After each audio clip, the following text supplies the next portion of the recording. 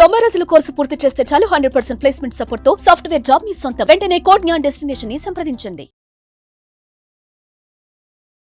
నమస్కారం అనిల్ సింగ్ గారు. నమస్తే శిరీష. సార్, బేసిక్గా చాలా మంది కూడా వాళ్ళకి ఉన్న అవసరాలను బట్టి లోన్ తీసుకోవాలి అని చూస్తూ ఉంటారు. బట్ ఎస్పెషల్లీ మనం కనుక ఒక 35,000 శాలరీ ఉన్న వాళ్ళు ఎవరైనా కూడా లోన్ అప్లై చేయాలి అనుకుంటే దాని ప్రొసీజర్ ఎలా ఉంటుంది, అండ్ ఈ 35,000 ఉన్న శాలరీ వాళ్ళకి ఎంతవరకు లోన్ అమౌంట్ వచ్చే అవకాశం ఉందంటారు? ఎలిజిబిలిటీ క్రైటీరియా ఏ పారామీటర్ బేసిస్ మీద చూస్తూ ఉంటారు? ఎస్పెషల్లీ సిబిల్ స్కోర్ అనేది మీరు ఎప్పుడూ చెప్తూ ఉంటారు, అది కనుక హై ఉంటేనే మనకి ఏ లోన్ అయినా చాలా ఈజీగా వస్తుంది అని. సో సిబిల్ స్కోర్ అనేది ఏ విధంగా ఉండాలి అంటారు? Very good question. ఈ మొత్తం సంవత్సరంలో ఎంతమంది అయితే అప్పులు చేసుకొని బాధపడుతున్నారు, సరే నా దగ్గర ఒక 10 ఈఎంఐస్ ఉన్నాయి, అవన్నిటిని కూడా నేను ఒక ఈఎంఐ కింద కన్వర్ట్ చేసుకొని ఒక ఫ్రెష్ లోన్ తీసుకొని ఒక బ్యాలెన్స్ ట్రాన్స్ఫర్, అంటే బీటీ అంటారు దాన్ని. సో బ్యాలెన్స్ ట్రాన్స్ఫర్ చేసుకొని నేను ఒక హ్యాపీ లైఫ్ని నేను గడపాలి అని చెప్పేసి అనుకున్న వాళ్ళకి ఈ కొత్త సంవత్సరంలో 2వ నెల ఫిబ్రవరి నెలలో ఒక గ్రేట్ గుడ్ న్యూస్ ఇవ్వబోతున్నారు. ఎందుకంటే as per the new updated circular updated policy by all the NBFCs and public sector and private banks.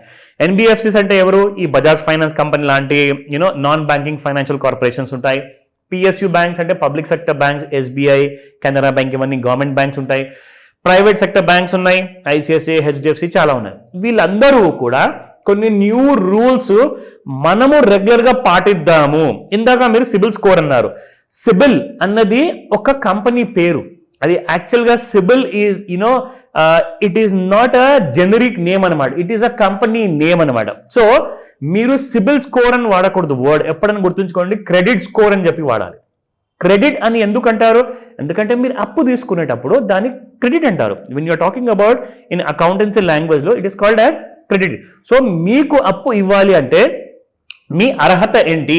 సరే, మీ దగ్గర 35,000 జీతం ఉందా, 3 లక్షల జీతం ఉందా, లేదంటే ₹1,00,000 జీతం ఉందా, అది కాదు క్రైటీరియా. ఇక్కడ క్రైటీరియా ఏంటంటే మీకు శాలరీ ఎంత తక్కువన్నా మీకు లోన్ వస్తుంది. కానీ ఆ లోన్ రానికి కొన్ని చిన్న కండిషన్స్ ఉన్నాయి. సింపుల్ అండి. ఎవరన్నా బ్యాంక్స్, ఎన్బిఎఫ్సిస్ వాళ్ళ దగ్గర ఉన్న డబ్బులు మీకు లోన్ రూపంలో ఇవ్వాలి అంటే తిరిగి ఆ డబ్బులు వాళ్ళు ఇంట్రెస్ట్తో తీసుకోవాలని చెప్పేసే ఉద్దేశంతో ఇస్తారు కదండి. సో మీరు ఎలాంటి మనిషి, మీ దగ్గర శాలరీ ఉందా లేదా, ప్రూఫ్ ఉందా లేదా, మీ దగ్గర వ్యాపారం ఉందా లేదా, ఇవన్నీ తెలుసుకోవాలి అంటే సిబిల్ స్కోర్ అని చెప్తారు అందరు. కానీ సిబిల్ స్కోర్ అనే వర్డ్ వాడకూడదు, క్రెడిట్ స్కోర్ వాడండి. ఎందుకంటే రిజర్వ్ బ్యాంక్ ఆఫ్ ఇండియా 4 కంపెనీస్కి ఇండియా మొత్తంలో పర్మిషన్ ఇచ్చింది. మొట్టమొదటి నో డౌట్ సిబిల్ కంపెనీ, రెండోది వచ్చేసేసి క్రిఫ్ హైమార్క్, మూడోది వచ్చేసేసి ఎక్స్పీరియన్, 4వది ఈక్విఫాక్స్. సో ఈ 4 కంపెనీస్కి Reserve Bank of India license ఇచ్చి ఏం చెప్పిందంటే భారతదేశంలో ఉన్న 144 కోట్ల జనాభా అందరికీ కూడా ఒకే కంపెనీ క్రెడిట్ స్కోర్ తయారు చేయలేదు కాబట్టి 4 ఇస్తే మీ 4 కూడా ఆ కైండ్ ఆఫ్ బాధ్యతని మీరు పంచుకొని you go ahead and create a credit score అని చెప్పేసి ఒక డేటా బ్యాంక్ ని క్రియేట్ చేయండి సర్వర్లో అని చెప్పారు. సో మీరేం చేయొచ్చు అంటే ఇలాంటి క్రెడిట్ స్కోర్ అన్నిటి 4 కంపెనీస్ది కూడా జనరల్గా బ్యాంక్స్ అందరూ చూస్తున్నారండి ఈ మధ్యలో.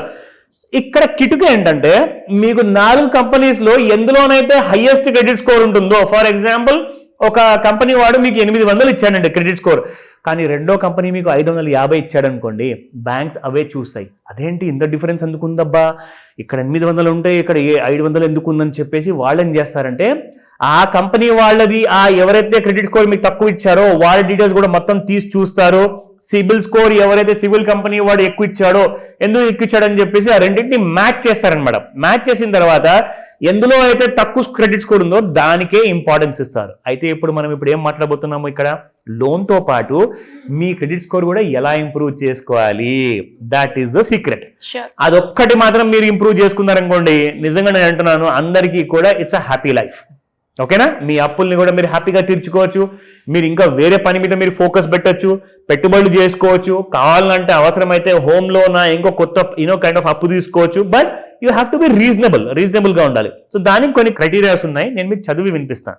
మీ అందరికీ కూడా ఒక గుడ్ న్యూస్ ఏంటంటే, ఫస్ట్ నేను చెప్పబోయే ముందు ఇన్స్టంట్ లోన్ మీకు 50,000 రూపాయల నుంచి 50 లక్షల రూపాయల వరకు depending upon your credit score మీద ఆధారపడే మీకు ఇస్తారు.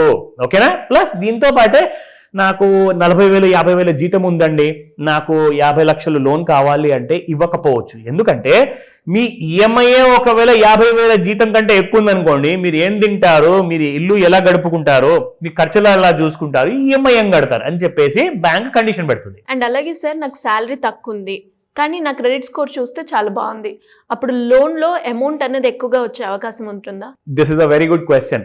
ఇన్ఫాక్ట్ శాలరీ తక్కువ ఉన్న వాళ్ళకి ఎవరికైతే లోన్ అమౌంట్ ఎక్కువ కావాలంటున్నారు కదా, I'm not gonna talk about a particular figure గురించి నేను చెప్పను, ఎందుకంటే అది బ్యాంక్ చేతుల్లో ఉంటుంది కాబట్టి. అనిల్ సింగ్ గారు చెప్పారు 8 లక్షలు వస్తాయని, బ్యాంక్ అంటే అన్నీ వస్తుందని, ఎందుకు ఆ కాంట్రవర్సీ. కానీ నేనేం చెప్తానంటే మీకు ఒక ఎక్స్ అమౌంట్ కావాలండి, ఆ ఎక్స్ అమౌంట్ ఫర్ ఎగ్జాంపుల్ 1,00,000 రూపాయలు అనుకుందాం, ఎగ్జాంపుల్ చెప్తున్నాను. నేను ఎందుకు తక్కువ చెప్తున్నానంటే మినిమం చెప్తే బెటర్ సేఫ్ అది అని చెప్పేసి.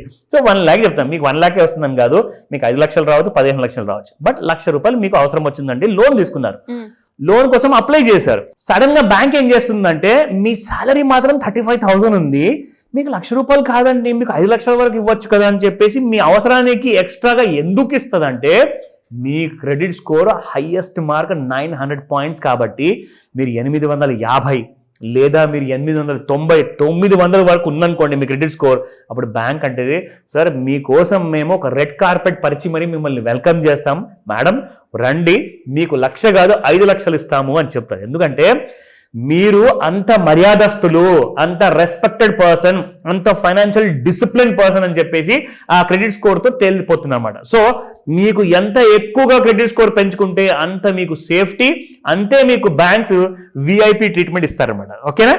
కానీ మీరందరూ కూడా చెప్తున్నాను, క్రెడిట్ స్కోర్ పెంచుకోవాలి అంటే అది ఒక రోజుతో అయ్యే పని కాదు, సమ్ టైమ్స్ ఒక నెలలో పెరిగిపోవచ్చేమో, కానీ కొంతమందికి అయితే 1 సంవత్సరం కూడా టైం పట్టచ్చు, 5 సంవత్సరాలు కూడా పట్టచ్చు అప్రాక్సిమేట్. బట్ ఎంత తొందరగా క్రెడిట్ స్కోర్ పెంచుకోవాలి అన్నది ఇప్పుడు ఫైనాన్షియల్ లిటరసీ క్లాసెస్, మనం ఎడ్యుకేషనల్ క్లాసెస్ చాలా నడుపుతున్నాము, వాటికి మీకు ఇంట్రెస్ట్ ఉంటే మీరు కాల్ చేసి అడగచ్చు ఆ డీటెయిల్స్. నా let me tell you the criteria. First and foremost మీరు ఇండియన్ సిటిజన్ అయి ఉండాలి, ఓకేనా? రెండోది మీ ఏజ్ బిట్వీన్ 21 and 60 years లోపల ఉండాలి. మూడోది వచ్చేసేసి మీరు ఎంప్లాయిడ్ అయితే, మీ ఎక్కడైతే ఎంప్లాయ్మెంట్ ఉన్నారో నిజంగానే జాబ్ చేస్తున్నారా, అక్కడ చేస్తే మరి మీ శాలరీ బ్యాంక్లో వస్తుందా, ఆ డీటెయిల్స్ అన్నీ కూడా మీరు ఇవ్వాలి. అంటే ఇవన్నీ బేసిక్ రిక్వైర్మెంట్స్ రీషా. అంటే ఇవన్నీ కొత్త కండిషన్స్ వచ్చాయి కాబట్టి మీ అందరికీ ఇది ఒక అప్డేట్ వీడియో చేస్తున్నాను. నా చాలా ఇంపార్టెంట్ 2 ఇంపార్టెంట్ విషయం ఏంటంటే ఇన్కమ్ ప్రూఫ్. అంటే మీ దగ్గర మీ హెచ్ఆర్ కానివ్వండి, అకౌంట్స్ డిపార్ట్మెంట్ వాళ్ళు కానివ్వండి, మీకు ఇంకో పే స్లిప్ ఇస్తారు. ఆ పే స్లిప్లో మీ అకౌంట్ నంబర్ ఉంటుంది, మీ ఎంప్లాయీ ఐడి ఉంటుంది, మీ పిఎఫ్ కట్ అయితే పిఎఫ్ నంబర్ ఉంటుంది, ఆ డీటెయిల్స్ అన్ని కూడా అందులో ఉండాలి. Last but not the least credit score. And ఒక గుడ్ న్యూస్ అందరికీ చెప్పనా, 750 అంటే ఈ 4 కంపెనీస్ ఏవైతే ఉన్నాయో ఇందులో నుంచి అందరికంటే తక్కువ క్రెడిట్ స్కోర్ మినిమం 750 ఉంటేనే మీకు లోన్ వస్తుంది, otherwise you are not eligible. అయితే క్రెడిట్ స్కోర్ పెంచుకోవాలి అంటే this a magic course for that. ఈ రోజు కాల్ చేసి లేదా డీటెయిల్స్ అన్ని అడగండి, జాయిన్ అవ్వండి త్వరగా. Thank you sir, thank you so much. Welcome Srisha.